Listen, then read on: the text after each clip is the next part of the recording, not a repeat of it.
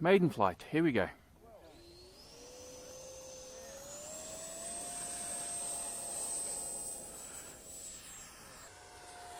Beautiful, look at that.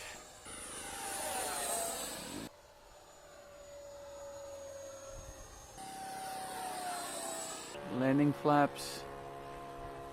There's a tiny bit of power. Look at that.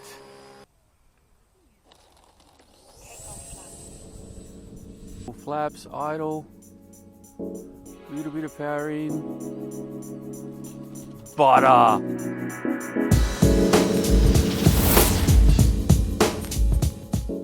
Hey, it's Vas here from Aussie RC Airspace and welcome to my review of Hobbyking's latest release, the 64mm Viper 6S jet. Now this is a stunning looking Viper jet. It comes with a very striking color scheme that can be seen through, cloudy days or sunny days. It has fixed landing gear, but it does have really nice suspension, which can be very forgiving for grass runways. And it has ample room in the battery tray for you to be able to use a variety of different batteries. And despite it being powered by 6S, it's really not that fast because it's not aimed to be a speed machine. It's actually aimed to be a trainer jet, and we'll talk about that a little bit more in this review. So let's get into it. So the specs for the Viper 64 are as follows. We have a wingspan of 1000mm, a total length of 910mm. The ready to fly weight is listed in the manual at 1320 grams. Unfortunately, that's a little bit wrong. I actually weighed my plane with two 2200 milliamp Turnigy nano-tech batteries, and I came up with 1193 grams. Now I did pass this information on to Hobbyking, and they will be correcting the manual in due time. The ESC is a 45 amp ESC with reverse. The motor is a 2840 2600 kV brushless outrunner, and the EDF is a 12 blade 64mm fan, as the name of the plane suggests. Now this also comes with 8 9-gram high-speed servos. You've got 2 for the ailerons, 2 for the elevator, 2 for the flaps, 1 for the rudder, and 1 for steering. You are going to need a minimum of 5 channels to complete this plane, or a 5-channel receiver. You will of course need a 6-channel if you are going to hook up the optional reverse thrust. Battery suggestions are a 6S 2200 to 2400 or 2x3S batteries in series. If you are going to run batteries in series, you will need to either purchase or make your own series connector to be able to complete the plane. I have flown this plane on some slightly smaller batteries and it flies perfectly fine, and I'll be showing you that a little bit later on in the review.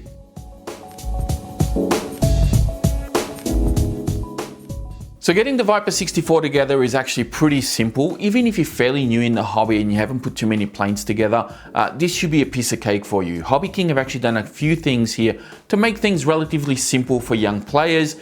Whether you're an expert or not, I think you're going to find this pretty much straightforward. Now, one of the things they did is they have hex hardware pretty much all the way through this entire aircraft, and they've kept the main screws for the control surfaces to put your main wing and your horizontal stab together. They kept all of that the same size, so there's no confusion or mix up or anything like that. So with the horizontal stabilizer, you've got 4 screws that you need to put on. There's 2 on this side and 2 on this side. Now there are 2 plugs that you need to plug in, 1 for each servo on each side. The plugs are already kind of sticking out of the fuse, and of course you've got some wires coming out from the horizontal stab.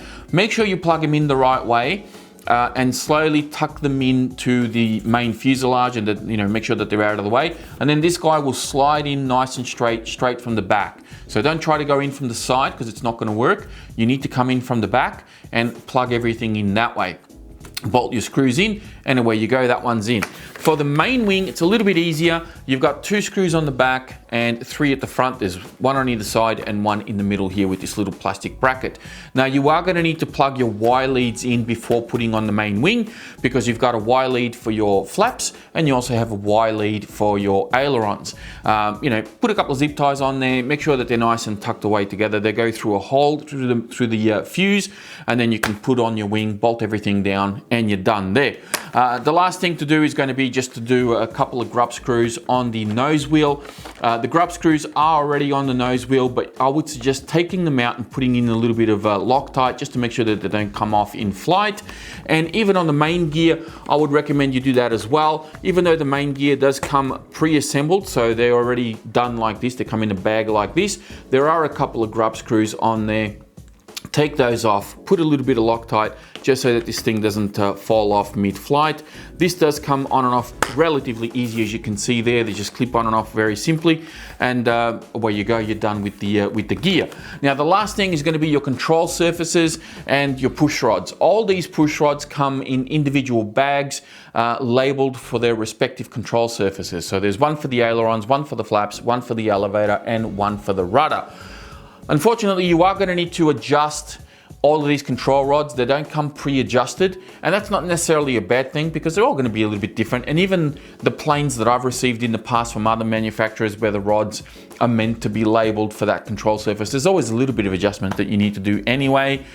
So adjust those, make sure everything's nice and flush to the fuse and the wing and all that type of stuff, and away you go. For the elevator, there is a little bit of fuse here that you can use as reference to make sure that your elevator is level, and you've got all that ready to go. Now, the last thing is going to be the rudder. Now, one thing I found with the rudder was, I had put the rudder control rod on, and it was all nice and straight. But when I taxied the plane here at home, I found that this thing wanted to do a U-turn all by itself. So my steering was out. Now, there is no fine adjustment for the steering that you can do mechanically, just because of the way that it's designed at the nose.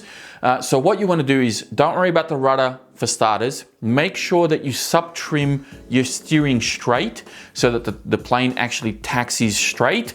And then once you've got that sorted out, then put on your control rod for the rudder and make sure that that's nice and straight, because I did it and then I had to undo it and straighten the wheel and then do it again. So just a little tip there for young players.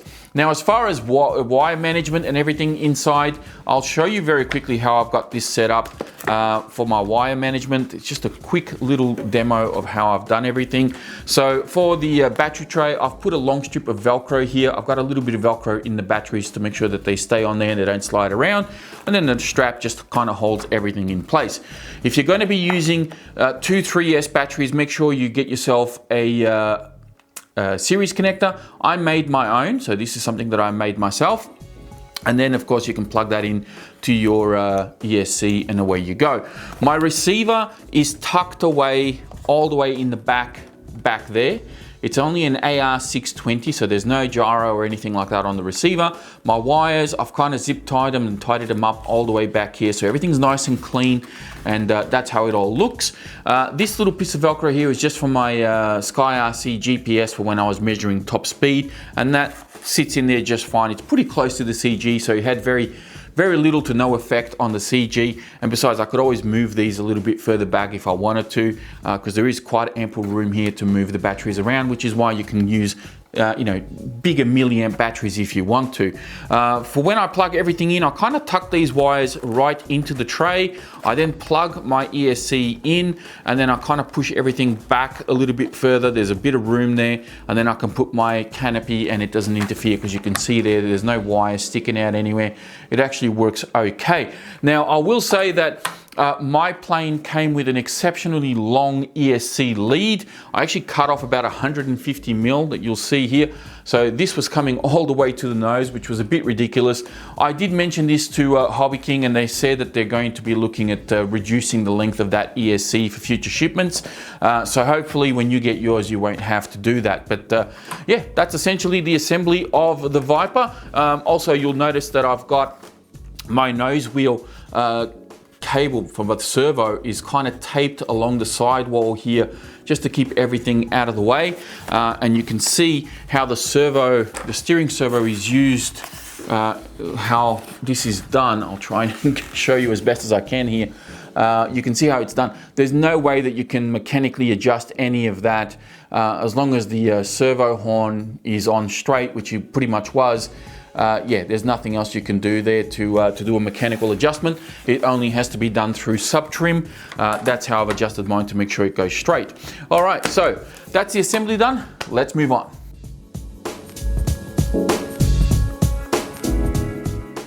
Now, center of gravity on the Viper 64 is very similar to the center of gravity that I've got on my other Vipers. And what I mean by that is that the way that you have a bit of flexibility on where you get your CG. Now, on this 64, The manual calls for anywhere between 70 mil to 80 mil from the edge of the wing there, right? So from where the curvature of the wing starts. So don't measure 70 mil from this line because that would be incorrect. It's from that curve, right? So you're gonna measure right from that point right there, and you're gonna go back about 70 to 80 mil. Now, when they give me a threshold of about 10 millimeters, I split the difference and go in the middle. So I've gone 75 mil. That's where I've got these little green dots.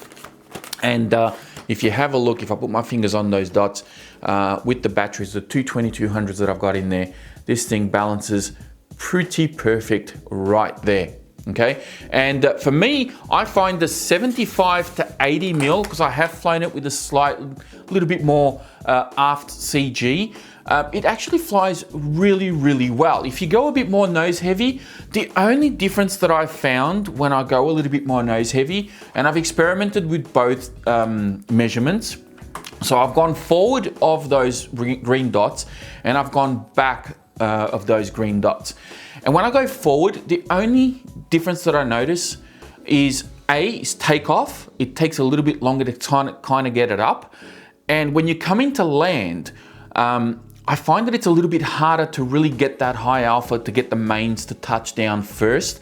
And I did a couple of landings where it was kind of okay, but it tends to bounce a little bit more. I don't particularly like a nose heavy Viper. So I prefer the 75 to 80. I think that that's probably better. I think some people may even go a little bit further back than that. That's my recommendation. I mean, obviously, if you want a nice stable plane, you know, don't go too far back. But at 75 or 80, it takes off a lot easier. It seems to glide a lot better, and I can come in and just lift the nose up and really get those mains to touch down nice and smooth almost every time with that slightly more aft CG. So that's my recommendation, but you know, you guys, depending on your skill level and how you fly, you can sort of play around with it a little bit.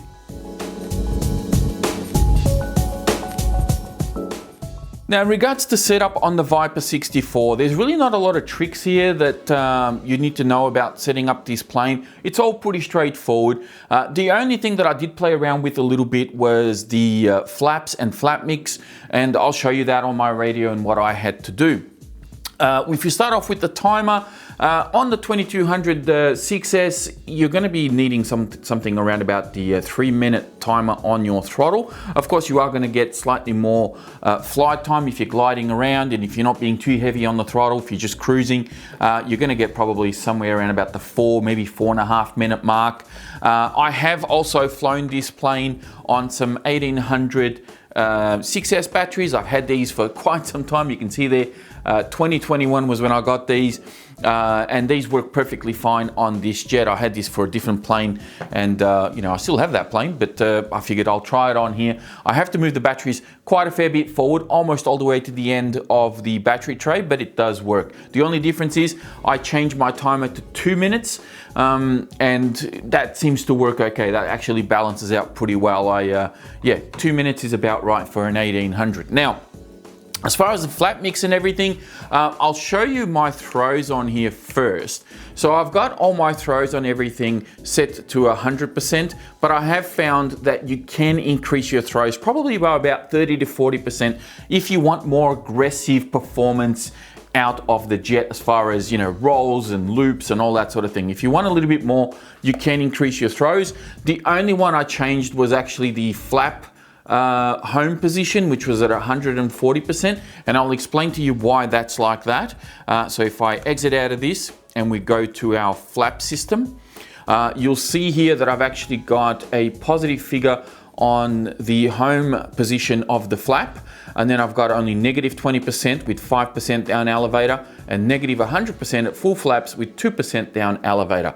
And the reason for that is because the way that the servos come set up out of the box, the servo arm is pretty much level, or if anything, it's probably leaning forward a little bit too much. So when I originally set this up and I had my flap all, you know, measured out with the control rod here and all this, and I went full flaps at 100%, I didn't get a lot of deflection.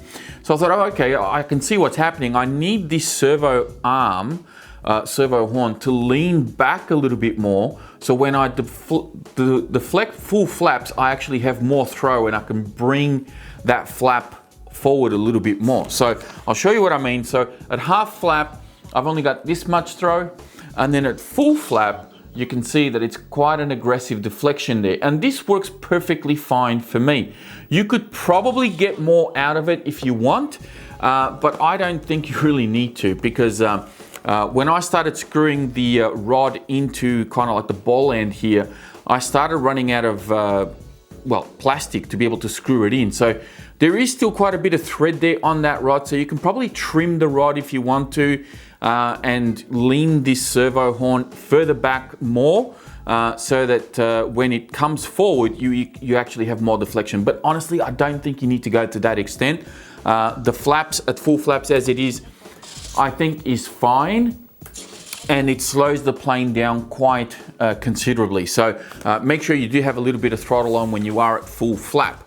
Now, as I said, I've got a 5% deflection of down elevator at half flap and 2% at full flap. That is kind of interesting. Usually you need more at full flap, but when I tested it out and I had no mix, it kind of climbed up a little bit at half, and then when I went to full, it leveled out a little bit. It was still climbing, but it leveled out. So I put a little bit of down elevator on those. Now, for some expert pilots, you may not need to mix, but I definitely prefer to mix, because that way I can focus on landing the plane and not worry about, you know, whether or not it's flying level or whatever. Other than that, I'll just show you my rates real quick. Just so that you have a bit of a baseline for the rates. Now, my rates are all pretty much the same. There's not a lot of difference between aileron, elevator and rudder. So I'm at 75 and 20 for low rates. If I flick here to mid rates, I'm at 90 and 25% expo. And then I'm at 135% expo for high rates. I tend to really like mid rates on this plane. So 90 and 25 seems to work really well. And I'll show you what my elevator is. So where am I? Elevator is exactly the same, 90 and 25. And so is rudder at 90 and 25. So it's kind of sporty, but it's not super snappy at mid rates. It works reasonably well. Yeah, it just gives me enough throw to really control the aircraft how I want it. I can do knife edges with it. I can be relatively smooth on the elevator, even at 90%. And yeah, it just seems to work really well. Now, as I said, if you increase your throws, then obviously that rates that you have may need to change a little bit, but it really depends on how aggressive you want to be with this plane. So I'm going to leave you now with the first flight video of this review, so you guys can have a bit of a look at how this thing flies, and then I'll come back and give you my assessment of the Viper 64.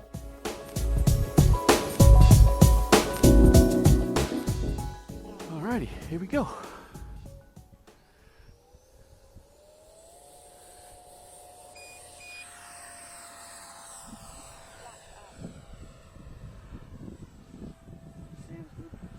Sounds pretty good, doesn't it?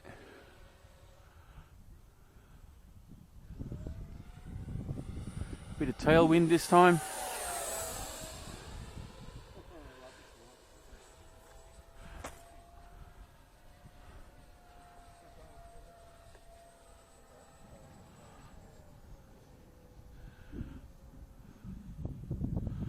Inverted pass. Full speed. Going up and back down. Landing flap, slower down. Oh, look at that. Flaps up.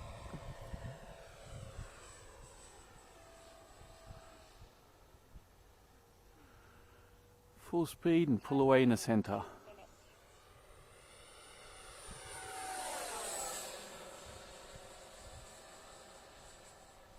And bang the sticks.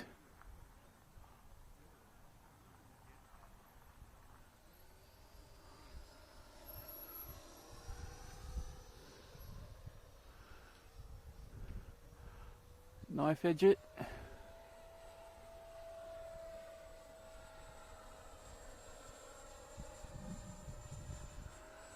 one up.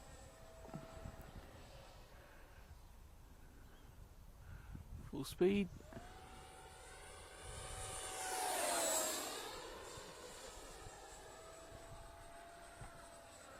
Big barrel roll in the center. Throttle off pass.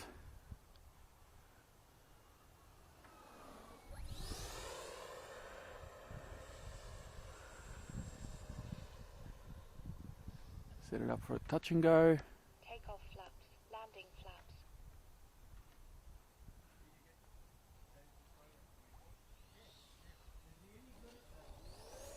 Takeoff flaps. Flaps up. Time remaining 1 minute.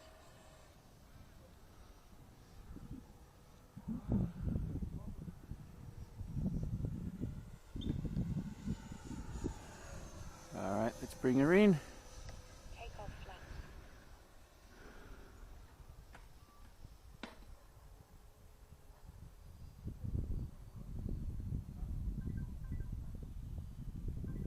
Landing flaps.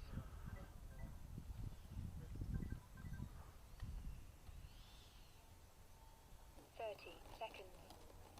Sweet. Flaps up.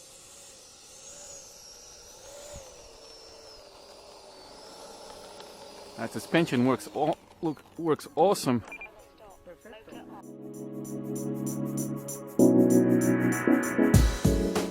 All right, so now it's time for me to give you my feedback on the Viper 64. And I'm sure you would have seen in that video that this is not a super fast plane. It flies very well, it's very stable. It also comes in very slow. It's quite efficient in its power system. Despite it being 6S, 2200s will get you 3+ minutes of flight time. It's got really good landing gear as well. But I clocked this one at 137 kilometers an hour, which is about 85 miles an hour. Now, for most seasoned EDF jet pilots, you're probably going to look at that speed and look at 64 millimeter 6S and think, oh, that's not that good, what's going on? Well, here's the thing. Hobbyking have not advertised this as being a super fast jet. They're actually aiming at the beginner jet pilot. So people that have been in the hobby for maybe a few months or a couple of years or whatever, and you want to step up to a jet. Maybe you always wanted to try out a jet, but you don't want to go out and have to invest all this extra money on 6S batteries. Well, what if you've already got those batteries? You've already got the batteries to power this jet. Most people that have been in the hobby for a few months, maybe you've got a couple of planes, you've got maybe a Tundra or a Bixler or something of that nature. You've already got a couple of 3S batteries lying around. You've got batteries to power this jet. Now, admittedly, they have to be the same, right? You got to make sure that they're the same packs so that everything marries up. I wouldn't fly these two together, so you got to make sure that you pair them up. They're roughly the same age. One of the cool things that I've been doing for a number of years now is actually dating my batteries from when I got them. So this is the date that I actually got these packs. So 5 years on, these are still going strong. And unfortunately, I forgot to date these, but I've had these probably for about 4 years as well. So you want to pair them up and make sure that they're exactly the same so that they work perfectly fine in this jet. And this jet is fast enough for somebody that's starting out, because 140k an hour, it's going to be faster than your Bixler. It's going to be faster than your Tundra. So it's going to take you a little bit of time to get used to those speeds. So you don't really want to step into something that does 100+ miles an hour anyway. Something like this is actually going to be really, really good. You don't have to worry about fixed landing gear, so extra servos and mechanisms and gear doors and things that you're probably going to smash off anyway when you come in for those rough landings. Well, this one's got a little bit of suspension, and it's actually pretty good, as you would have seen in my landings. This actually works really, really well. It's fixed gear that you can always take off. If you do smash it off, well, then you can just start hand launching or getting a friend to hand launch it for you, and then you don't have to worry about gear anymore. So that's what this plane is aimed for. It does have a very good striking color scheme. I personally like it. It stands out in the sky whether it's cloudy or sunny. When it's sunny, it really pops. I mean, the green really stands out, and obviously the silver gleams when the sun hits it. When it's cloudy, the green really stands out and makes it easier to see. So they've done a lot of good things here for those beginner pilots, for those that want to fly a nice stable jet that has good landing gear and that you technically don't really have to buy extra batteries for if you've been in a game a little bit. Now, there are a couple of things here that they probably need to tweak. It's only minor stuff. There's no big deal breakers for me here. But one of the things that I have pointed out is that the canopy doesn't have a pilot. There are two holes that would obviously accommodate a pilot sitting in there. They've gone through the trouble of putting all these decals and stickers in the cockpit, but there's no pilot, which I find really weird. Now, maybe that's a cost thing, maybe it's not, maybe it's, I don't know what the reason is exactly, but if you're not going to put a pilot in this, maybe black out the canopy and don't worry about all the details in there, because I'm pretty sure beginner pilots, beginner jet pilots specifically, probably don't really care about all the instrument detail. When you get good at flying a jet, yeah, you might spend a little bit more and get something that has a pilot and it's got a bit more instrument. You may even want to put lights in it and all this sort of stuff. But when you're starting out, you're just focusing on flying. Nobody cares if it's got any of those details in there. That's just my opinion. But hey, oh, I think I've got that stuck there. Okay, here we go. It's all good now. So that's one thing. The other thing that I'll pull them up on is when I got all the little parts to put all the control rods and everything on and had all these little baggies, they give you a 1.5 millimeter Allen key, which is great for the grub screws on the landing gear, but there is no 2.5 millimeter Allen key to screw on all the screws for your controls for the main wing and the horizontal stab. So would be nice if they gave you a 2.5 millimeter Allen key as well, so that you can actually assemble the plane. Now, of course, for somebody like me that's been in this hobby for many years, I've got all the tools necessary to do that. But for those of you out there who are probably a little bit new, well, it would be nice to have the keys to be able to put on all the screws. Aside from that, to be totally honest, there's really not much else that I can really complain about this jet. Sure, it could be faster, but I think given the demographic that they're going for, I think it's fine. I don't, it's fast enough to get people into trouble, but it's powerful enough to also get you out of trouble if you bang the throttle. So it's also efficient, because I mean, there would be nothing worse than having a really fast 64 millimeter jet that chews through your 2200 batteries in 2 minutes, or draws too many amps and ends up, just puffing your batteries anyway. So my batteries are coming down very, very cool. Even when I did my speed runs and everything, the batteries were only like room temp. They don't get hot at all. The power system is quite good, quite efficient. Yeah, I don't have a lot of complaints. So from here, I'm going to finish it up, guys. Thank you all very much for watching. If you enjoyed the video and got something out of it, be sure to hit that thumbs up button before you go. Don't forget to subscribe to the channel if you're new. And I'm going to leave you now with the last flight of this video, another little demo flight. And hopefully you guys enjoy that one too. Thanks for watching, and I'll be speaking to you all next time.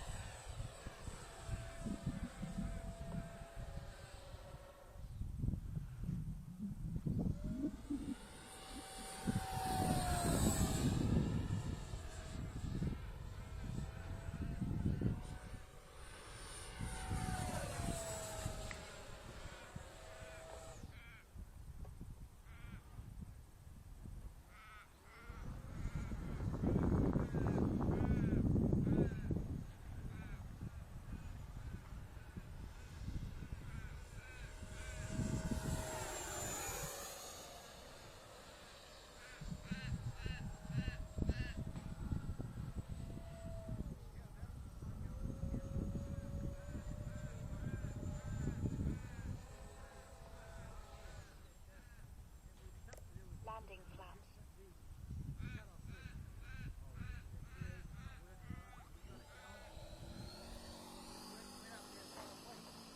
Flaps up. Time remaining 2 minutes.